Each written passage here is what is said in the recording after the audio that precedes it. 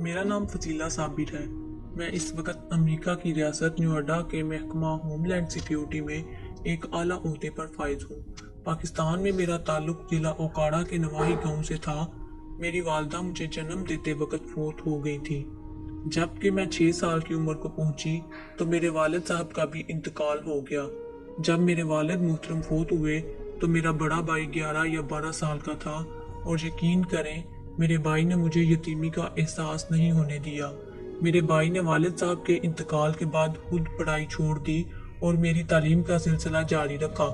वालिदैन की वफात के बाद जब हम बिल्कुल यतीम हो गए तो 10-12 दिन पुप्पो ने हमें खाना पीना दिया और अपने घर में रखा। मैं चूंकि फ़कत 6 साल की बच्ची थी, एक दिन मैंने बिस्तर पर ही छोटा पेशाब कर दिया तो पुप्पो ने पहले मेरे भाई से सारा बिस्तर और चारपाई धुलवाई और बाद में हमारी कफालत करने से इनकार कर दिया। हमें घर से निकाल दिया। मेरा भाई मुझे लेकर हाला की दहलीज पर चला गया। हाला ने हमें रखने की हामी तो भर ली मगर हालू ना माने तो मजबूरन हाला को भी अपना फैसला वापस लेना पड़ा। अब हमारे पास और कोई सहारा नहीं था तो मेरा भाई मुझे लेकर अपने घर वापस आ गया। मेरे भाई ने दुकान से बेसन उधार लिया, आलू चने लिए, घी लिया और घर आकर जैसे तैसे समोसे बनाकर रख दिए। सुबह फज्र के वक्त उठकर आग जलाई, समोसे तले और स्कूल जाने के टाइम पर थाल में सजाकर समोसे और चटनी सर पर रखे मेरा हाथ अपने हाथों में पकड़ा और स्कूल चल दिया। मैं सारा दिन स्कूल में पढ़ती रही। मेरा भाई स्कूल बाहर स्टॉप पर बैठा समोसे बेचता रहा। जब बच्चों को 15 मिनट के लिए ब्रेक हुई तो मेरे भाई के तकरीबन सारे समोसे बिक गए। सिर्फ 6 समोसे मेरे भाई ने अपने और मेरे लिए बचा कर रख लिए जो कि छुट्टी के बाद और रात के वक्त रोटी खाने की जगह पर इस्तेमाल हुए। मैं चूंकि अभी वक्त दूसरी जमात में थी जबकि मेरा भाई भी 11-12 साल का था, इसलिए रोटी हांडी बनाना हमारे लिए मुमकिन ना था, ना मुझे समझ थी। फिर भी मेरा भाई इतवार वाले दिन मेरे लिए रोटी सालन या चावल बनाने की कोशिश करता। गो के वो ज्यादातर खराब हो जाते, खाने के भी काबिल ना रहते, मगर फिर भी मेरा भाई मेरी खातर ये कोशिश जरूर करता। वक्त गुजरता रहा। जब मेरा भाई मेरी खातर मेहनत करता रहा, मैं पढ़ती रही। समोसे बेचकर हम अपनी भूख मिटाते रहे। जैसे तैसे जिंदगी की गुजर बसर करते रहे। साल बाद जमीनों का ठेका भी मिल जाता जिसे मेरा भाई मेरी तालीम और शादी पर खर्च करने की खातिर महफूज कर लेता। जब मेरा भाई 17-18 साल का था, इसने जमीन ठेके पर देना बंद कर दी और खुद काश्त करने लगा। अब मेरा भाई सुबह सुबह मुझे स्कूल छोड़ता और वापस आकर अपनी खेती बाड़ी के काम निपटाता। दोपहर में समोसे बनाकर ब्रेक टाइम स्कूल पहुंच जाता। लड़के और लड़कियों के स्कूल में समोसे भेजता और छुट्टी टाइम मुझे साथ लेकर वापस आ जाता। अब मैं खाना बनाना सीख चुकी थी। जैसे तैसे बनता, मैं खाना बनाती और मेरा भाई खाना खाने के बाद कुछ देर आराम करता। सेकंड टाइम को मुझे ट्यूशन पर छोड़कर अपने जमींदारी के काम निपटाने लगता और शाम के बाद अपने कामों से फारिग होकर मुझे साथ लिए हुए वापस आ जाता। घर आकर खाना खाते, थोड़ी देर हम बहन भाई आपस में गुफ्तगू करते जिसका ज्यादातर मौजू मेरी पढ़ाई और मेरा मुस्तकबिल होता। मैंने पढ़ाई में बहुत मेहनत की, यहाँ तक कि मेरी टीचर्स के गाइड करने पर मैंने ओ लेवल ए लेवल का इम्तहान पास कर लिया। मुझे स्कॉलरशिप पर अमेरिका की बेहतरीन यूनिवर्सिटी में दाखिला मिल गया। मेरे अखराजात पूरे करने की खातिर मेरे भाई ने अपनी सारी ज़मीन बेच दी और मुझे तालीम दिलवाने की खातिर स्कॉलरशिप पर मेरा अमेरिका भेज दिया।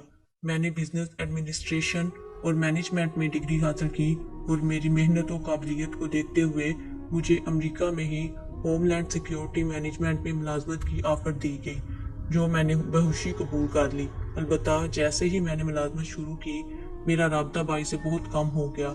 यहाँ तक कि मेरे भाई ने मुझे अपनी शादी के मुतल्लक बताया तो भाई की शादी पर जाना दरकुनार, मुझे तो भाई की शादी वाली तारीख भी याद ना रही। इसके बावजूद मेरे भाई ने मुझसे कोई शिकवा ना किया और मुझे तरक्की की दुआएं देता रहा। यहाँ तक कि मैंने अपनी सोसाइटी में रहने वाली पाकिस्तानी फैमिली के लड़के तलाल से शादी कर ली। तलाल का ताल्लुक फैसलाबाद से था। मैंने शादी के लिए भाई से पूछा तक ना था, बल्कि शादी के बाद भी भाई को बताना गवारा ना किया।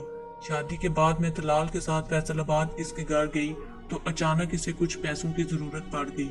मैंने इसको कहा अमेरिका से मंगवा लेते हैं, मगर इसने मुझे मेरे भाई से घर में हिस्सा लेने का कहा तो मैं तलाल की बातों में आकर भाई के घर पहुंच गई। मैंने देखा میرا بھائی سائیکل پر رکھے ٹوکرے میں سموسے سجائے بیچنے جا رہا ہے۔ میرا بھائی تو مجھے نہ پہچان سکا کیونکہ میری کامیابیوں نے مجھے بدل دیا تھا، مگر میں نے بھائی کو پہلی نظر میں ہی پہچان لیا۔ جب میں نے اپنا تعارف دیا تو میرا بھائی مجھے گلے لگا کر سسکنے لگا، مگر پہلی بار مجھے بھائی کو بھائی کہتے ہوئے شرم آنے لگی کیونکہ میرا تعلق اب ایلیٹ کلاس سے تھا۔ اگر مجھے گھر سے حصہ نہ لینا ہوتا تو شاید میں اپنے سگے بھائی کو بھی ماننے سے انکار کر دیتی۔ مجھے میرے بھائی کے جسم سے پسینے کی بدبو آنے لگی، یہاں تک کہ میں نے سانس روک کر بھائی کو دھکا دیتے ہوئے خود سے الگ کیا، اور پھر جب اپنے شوہر کا تعارف دیا تو میرے بھائی کی آنکھوں میں بھی حیرت اتر آئی۔ وہ پتھرائی ہوئی آنکھوں سے مجھے دیکھنے لگا۔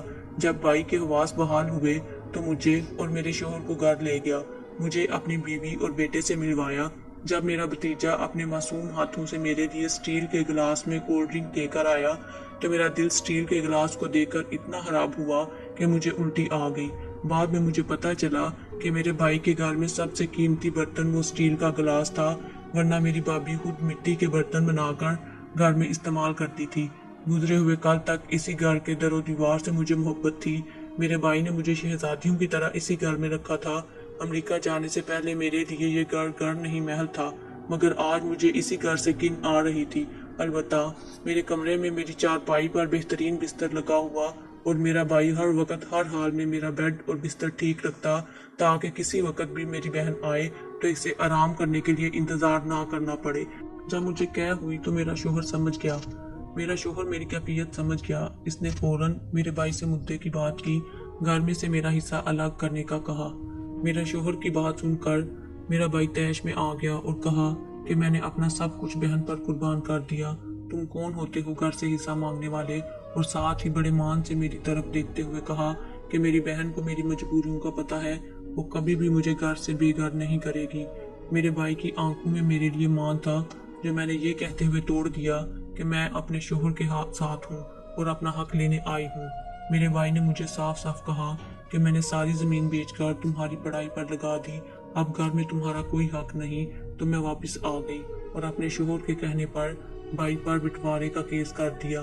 مل ملاپ کر کے ہم نے جلد فیصلہ کروا لیا کیونکہ پاکستانی قانون میں امریکی نژاد کے سامنے پاکستانی لوگوں کی اوقات آوارہ کتوں سے بھی کم تھی۔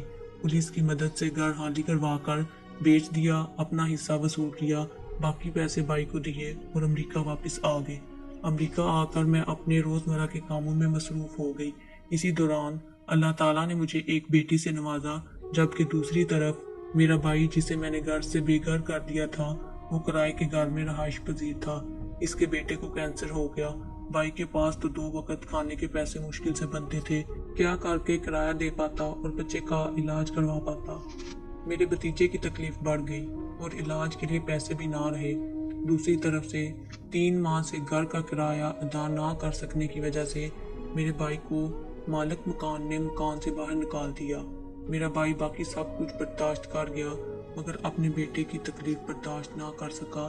میرے بھائی نے اپنی بیوی کو اس کی رضامندی سے طلاق دے دی۔ میرے بھتیجے کا کینسر پھٹ گیا، بلکہ زخم بیرونی جلد پر بن گیا اور اس میں کیڑے پڑ گئے۔ میرے بھائی کے پاس علاج کے لیے پیسے بالکل نہ تھے۔ بقول لوگوں کے میرا بھتیجا جب کیڑوں کے کاٹنے کی تکلیف برداشت نہ کر سکتا اور روتا تو میرا بھائی میرے بھتیجے کے زخم میں پیٹرول ڈال دیتا، جس طرح کتوں کے زخموں میں ڈال جاتا ہے۔ جب میرے بھتیجے کا زخم پھیلتا ہی گیا تو میرا بھائی اپنے بیٹے کو سسک کر مرتا نہ دیکھ سکا اور خود اپنے ہاتھوں سے قتل کر دیا، خود گرفتاری دے دی اور آج کل جیل میں ہے۔ جبکہ دوسری طرف میری بیٹی کو بھی کینسر ہو چکا ہے۔ کچھ نسوانی مسائل کی وجہ سے میری اولاد بھی مزید نہیں ہو سکتی۔ میرے پاس پیسہ بھی ہے، گھر بار بھی ہے، بیٹی کا علاج بھی چل رہا ہے، مگر میری بیٹی کا بچنا ناممکن ہے۔ اب مجھے احساس ہوتا ہے کہ میرے بھائی کس تکلیف سے گزرا ہوگا۔ میرے بھائی نے تو بیٹے کو اپنے ہاتھوں سے قتل کر دیا تھا، مگر مجھ سے لکھی تقدیر سے آتی ہوئی بیٹی کی موت بھی نہیں دیکھی جا رہی۔ بیٹی کی تکلیف نے مجھے دماغی مریض بنا دیا ہے۔ مجھے جاب سے کچھ عرصے کے لیے فارغ کر دیا گیا ہے۔ میرا سائیکالوجسٹ اور سائیکیٹرسٹ کے پاس علاج چل رہا ہے۔ میں آج بھائی سے معافی مانگنا چاہتی ہوں، مگر اپنی بیٹی کو اس حالت میں چھوڑ کر پاکستان میں نہیں جا سکتی۔ البتہ میں پاکستانی بہنوں تک یہ پیغام پہنچانا چاہتی ہوں کہ خدا کے لیے اپنے بھائیوں کی قربانیوں کا احساس کریں، انہیں بے شک اچھا صلہ نہ دیں مگر ان پر میری طرح ظلم نہ کریں۔